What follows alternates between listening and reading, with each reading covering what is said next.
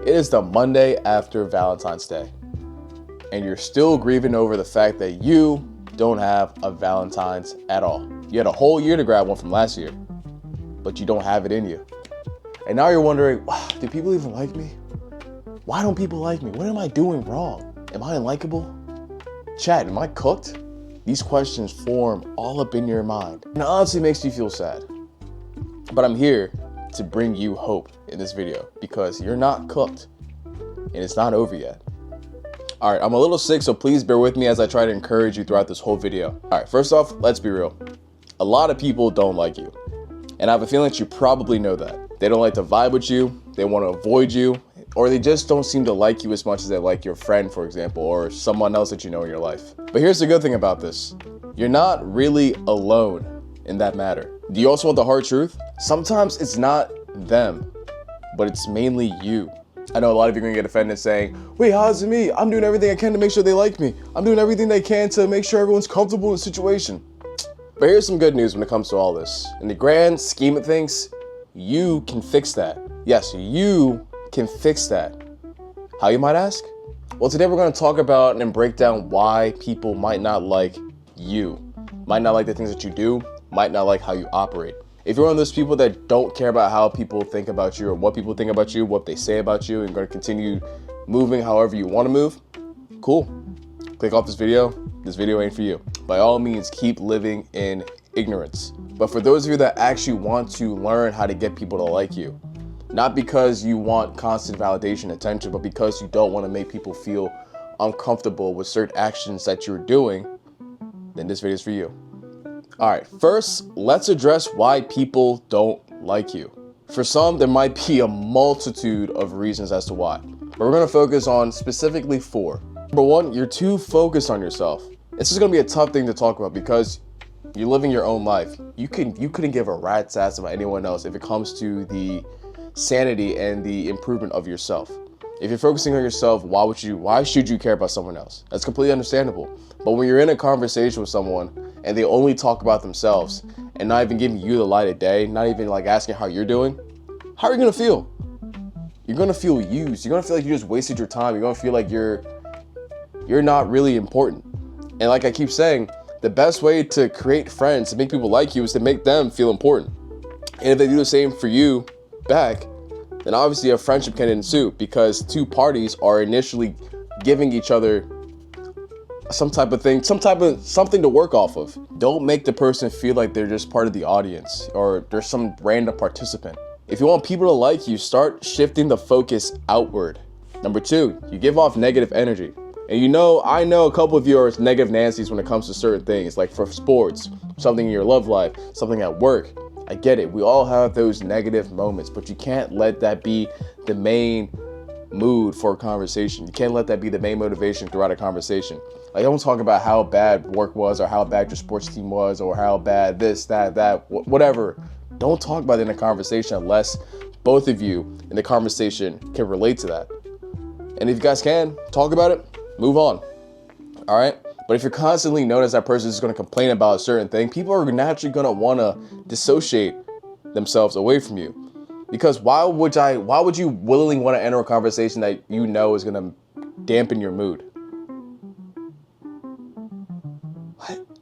Now, I'm not saying be like positive 24/7, but learn how to balance the negative and the positive sides of life.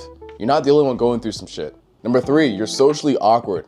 And not in a cute way. Social skills matter, like I always say. If you interrupt somebody in a conversation or try to talk over them, you're gonna be known as that guy that talks over people or doesn't know when to chime in the conversation. You gotta learn how to read the room and read the conversation. I have a video, I'm gonna link up here that can help you with that, your social skills. If you struggle with social skills, a simple fix is to learn how to read body language and just listen. Listen more than you speak. Number 4, you try too hard to impress. And I know a couple of you have some friends that try to impress people, leading with their money, their status, or whatever the hell is going on in their life. Those people are annoying. And you can tell they're trying too hard. And it's so funny because if you've been able to make friends in whatever situation you've been in, whether you were a kid or an adult now, you realize that you don't really need much to make friends. All you need is just your mouth to open and just talk. and relate to somebody about some certain topic, and you're good to go. You don't have to lead with money. You don't have to lead with status. Sometimes status does help, but if you do lead with that, it's gonna show that you're trying too hard and making people not even see you as a real person. It kind of makes me wonder how celebrities maneuver with other celebrities, because I don't even think most celebrities in real life are actually friends. I think they're just doing it because all of them are leading with their status and money. See whose cock is bigger, you know? Whose status is bigger. What do you think? All right, so now that we have identified the problem, let's work on fixing it. Here's how you can actually become more likable in a more authentic and more effortless way. All right, the first one is that you're gonna master the art of making people feel good. Now, what's my number one rule when making people feel good? I'll wait.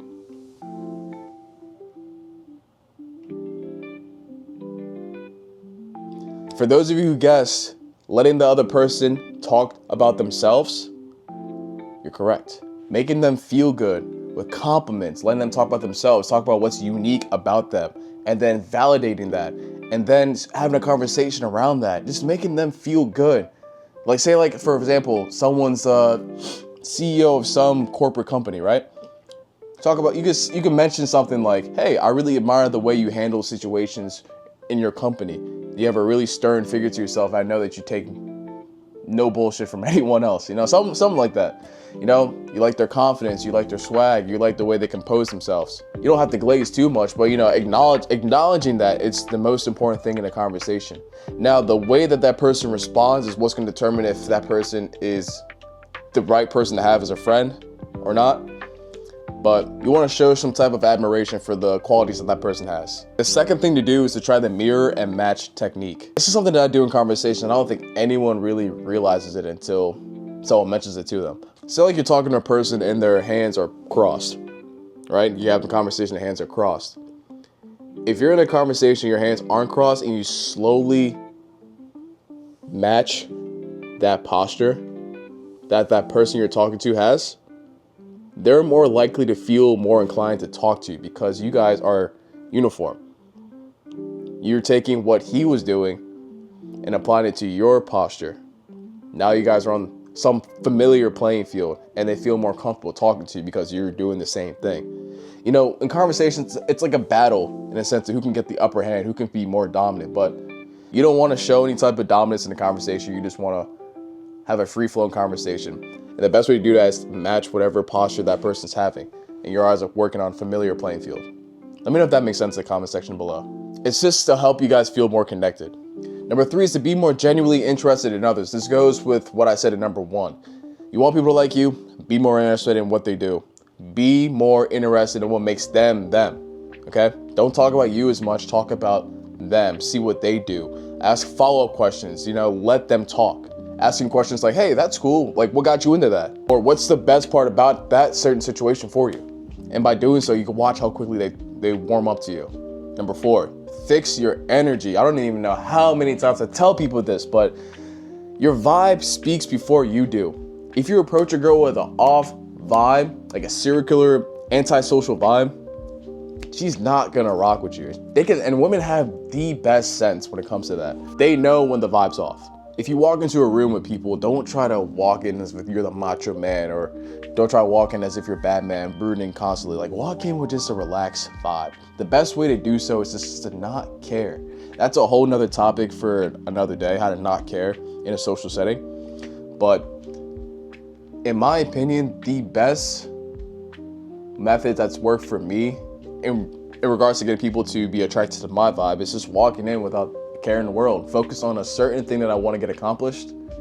It's like, say I'm going to Target, I want to grab some Hawaiian bread. Fire. I'm just focused on getting that. I don't really care who's here. I don't really care who's there, but I'm not mad about it. You know, I'm just here. I'm one with the situation. I'm like that at parties as well. I walk in, I'm just one with the situation. And some people have the balls to come up and, you know, approach me and say, hey, I like whatever shirt you're wearing. Yada yada. Then we just continue a conversation through that. It's that easy.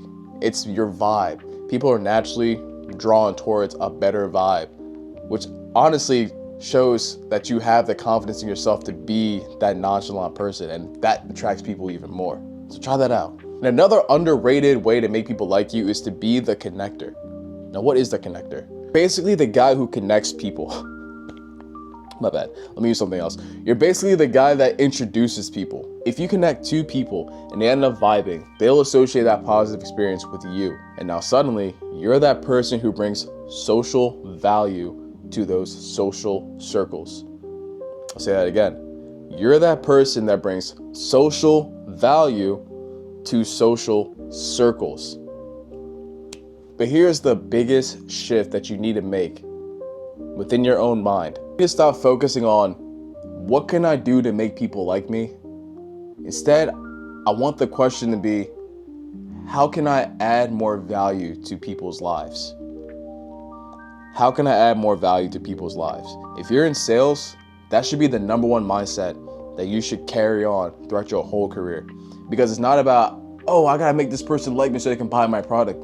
No, it's about almost in a sense investigating who that person is and what issues they have in their life, and seeing what you, yes you, either the salesman or the wannabe friend, what you can do to provide value to make their life better. And in return, you get an ally, you get an acquaintance, you get an accomplice, you get a friend. Okay?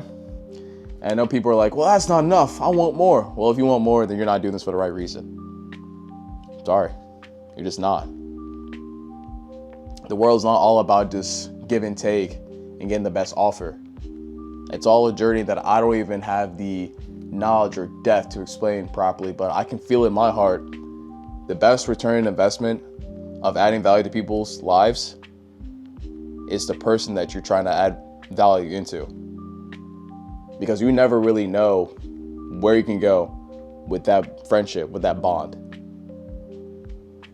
All right, so now it's your turn.